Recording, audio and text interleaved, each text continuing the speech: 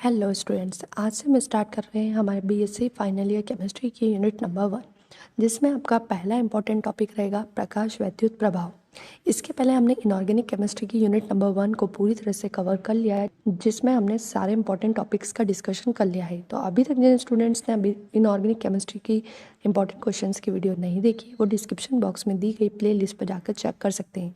तो बिना देर के स्टार्ट करते हैं। प्रकाश वैद्युत प्रभाव। थ्योरी लिखिए। जब किसी उपयुक्त आवृत्ति वाली विकिरणें धातु की सतह पर टकराती है तो धातु की सतह से इलेक्ट्रॉन उत्सर्जित हो जाते हैं। इस घटना को फोटो इलेक्ट्रिक प्रभाव या फिर इसे प्रकाश वैद्युत प्रभाव भी कह सकते हैं।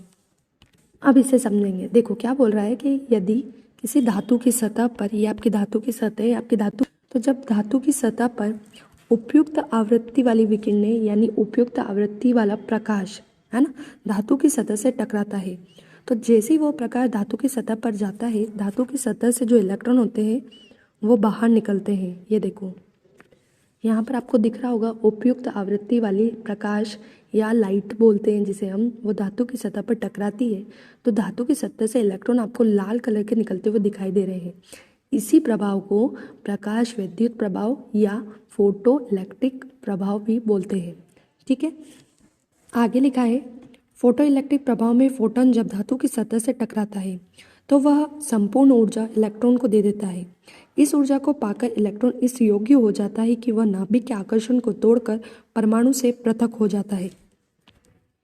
अब ये थ्योरी में क्या बता रहे हैं वो इस डायग्राम से हम समझते हैं। इसमें ये बोल रहा है कि जब भी कोई प्रकाश, है ना, प्रकाश में क्या होते हैं, फोटोन होते हैं ना। ये जो प्रकाश आपको दिखाई दे रहा है इसमें इस तरह के फोटोन होते हैं।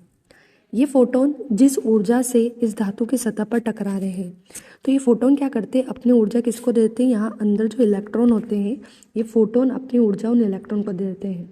ठीक है, अब इलेक्ट्रॉन ने क्या करा, ऊर्जा ले ली, तो जैसे इलेक्ट्रॉन के पास ऊर्जा आ जाती है वो अंदर नाभिक के आकर्षण को तोड़कर बाहर निकल जाते हैं। ये देखो बाहर निकल गए, है ना। तो इलेक्ट्रॉन जब तक धातु की सतह से नहीं निकलेगा जब तक उसे ऊर्जा नहीं मिल पाती। उसे ऊर्जा देने का काम कौन कर रहा है, प्रकाश के अंदर जो फोटोन है। तो यहाँ पे बस आपको यही बताना है कि प्रकाश के अंदर जो फोटोन होते हैं वो अपनी ऊर्जा इलेक्ट्रॉन को देते हैं।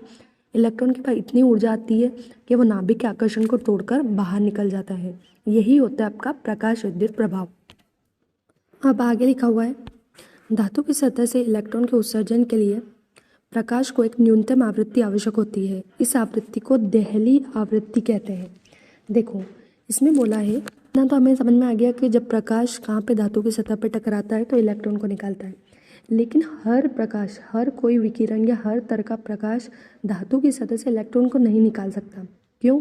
क्योंकि प्रकाश को इलेक्ट्रॉन को निकालने के लिए खुद के पास एक आवृत्ति होना आवश्यक है ना। एक फिक्स आवृत्ति होती है, उतनी आवृत्ति प्रकाश के पास होगी तो ही वो धातु की सतह से इलेक्ट्रॉन निकाल पाएगा। तो उस आवृत्ति को क्या बोलते हैं हम, देहली आवृत्ति। और फोटोन की उस ऊर्जा को क्या बोलेंगे, देहली ऊर्जा। ये लाइन थ्योरी में लिखी नहीं है, ये भी आपको ऐड कर देनी है। अब अगला है आइंस्टीन फोटो इलेक्ट्रिक प्रभाव समीकरण। फोटो इलेक्ट्रिक प्रभाव के साथ एक क्वेश्चन और आ सकता है, आइंस्टीन फोटो इलेक्ट्रिक प्रभाव समीकरण। यहाँ पर हमें आइंस्टीन ने फोटो इलेक्ट्रिक प्रभाव के लिए एक समीकरण दिया है, वो ही हमें समझना है। तो इसके लिए हमने माना न्यू आवृत्ति वाला प्रकाश इलेक्ट्रॉन को उसके निष्कासन के लिए आवश्यक ऊर्जा, देहली ऊर्जा से कुछ अधिक ऊर्जा प्रदान करेगा। यहाँ पे ये बोल रहा है कि ये जो प्रकाश है इसकी आवृत्ति कितनी है, न्यू है। ये न्यू जो आवृत्ति वाला प्रकाश है धातु की सतह पर जब टकराता है तो इलेक्ट्रॉन के निष्कासन के लिए जितनी ऊर्जा चाहिए उससे ज़्यादा ऊर्जा ये धातु की सतह को दे रहा है ना। इलेक्ट्रॉन के निष्कासन के लिए केवल उसे कितनी ऊर्जा चाहिए, देहली ऊर्जा। ठीक है, एक फिक्स ऊर्जा होती है जिसे हम देहली ऊर्जा बोलते हैं, वो चाहिए। लेकिन यहाँ पर जो प्रकाश है, ये न्यू आवृत्ति वाला प्रकाश जो है ये धातु की सतह को ज़्यादा ऊर्जा दे रहा है। तो अब हमें समझना है कि अगर ज़्यादा ऊर्जा धातु की सतह को मिलती है तो फिर इलेक्ट्रॉन क्या करेगा। ठीक है, क्योंकि इलेक्ट्रॉन को निकलने के लिए केवल क्या चाहिए, देहली ऊर्जा, लेकिन ये प्रकाश जो है उसे ज़्यादा ऊर्जा दे रहा है। तो आइंस्टीन ने हमें बताया इस ऊर्जा में से h न्यू नॉट इलेक्ट्रॉन के निष्कासन में काम आ जाएगी। वह अतिरिक्त ऊर्जा इलेक्ट्रॉन को गतिज ऊर्जा 12 mv² प्रदान करेगी।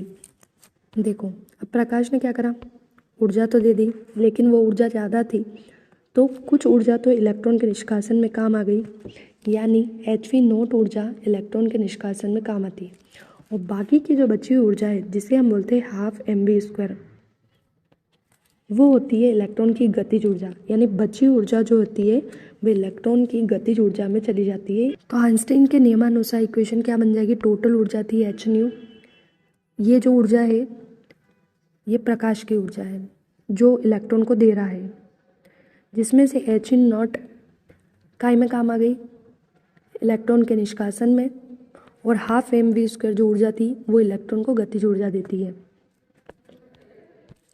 μ0 मतलब देहली आवृत्ति है, यहाँ लिख देंगे हम देहली आवृत्ति जो इलेक्ट्रॉन के निष्कासन के लिए आवश्यक होती है, और Hv0 जो है वो है आपकी देहली ऊर्जा।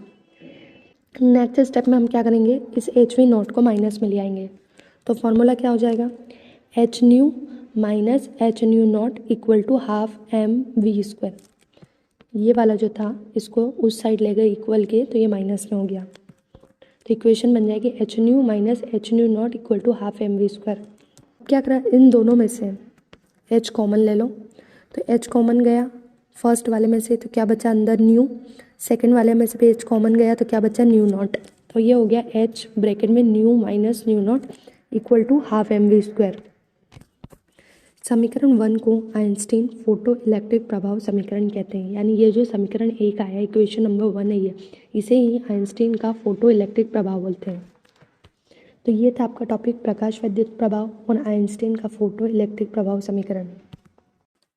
तो आई होप आपको प्रकाश विद्युत प्रभाव और आइंस्टीन का फोटो इलेक्ट्रिक समीकरण समझ में आ गया होगा। हम इसी तरह से इस यूनिट के इंपॉर्टेंट क्वेश्चन आपके लिए लाते रहेंगे। तो अगर आपको वीडियो पसंद आए तो लाइक करें, सब्सक्राइब करें और शेयर करना ना भूलें, ताकि आने वाले इंपॉर्टेंट टॉपिक आपको समय पर मिल सके। Thank you.